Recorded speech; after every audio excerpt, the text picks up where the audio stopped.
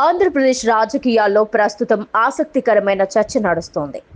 ముఖ్యంగా సోషల్ మీడియాలో మరియు రాజకీయ వర్గాల్లో ఉగాది తరువాత ఏపీ రాజకీయాల్లో పెనుమార్పులు రాబోతున్నాయనే వార్తలు జోరుగా వినిపిస్తున్నాయి.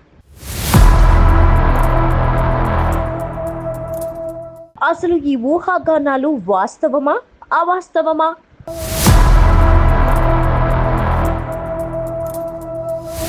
వచ్చే ఉగాది తరువాత నారా లోకేష్ ఆంధ్రప్రదేశ్ ముఖ్యమంత్రిగా బాధ్యతలు చేపడతారని ప్రచారం జరుగుతోంది. ఇటీవల వైఎస్ఆర్ కాంగ్రెస్ పార్టీ నేత పేర్ని నాని వంటి వారు ఈ అంశంపై బహిరంగంగా వ్యాఖ్యలు చేశారు. లోకేష్ ను సీఎం చేసేందుకు చంద్రబాబు నాయుడు, పవన్ కళ్యాణ్ ఇప్పటికే ఒక నిర్ణయానికి వచ్చారని, దీనికి సంబంధించిన ముహూర్తం కూడా ఫిక్స్ అయిందని వారు ఆరోపిస్తున్నారు.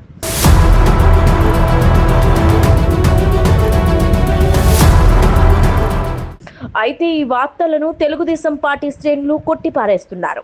చంద్రబాబు నాయుడే పూర్తి కాలం ముఖ్యమంత్రిగా ఉంటారని, ఇది కేవలం ప్రతిపక్షాల మైండ్ గేమ్ మాత్రమేనని వారు స్పష్టం చేస్తున్నారు.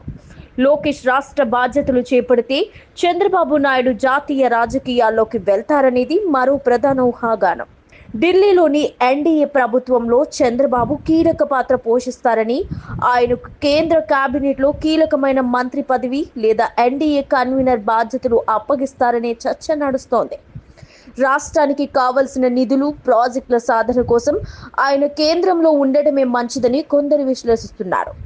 అసలు ఇప్పుడు లోకేష్ సీఎం అన్నమాట పక్కన పెడితే అసలు ఉగాది ఎంత తొందరగా వస్తుందో అని జనాలు ఎదురు చూస్తున్నారు.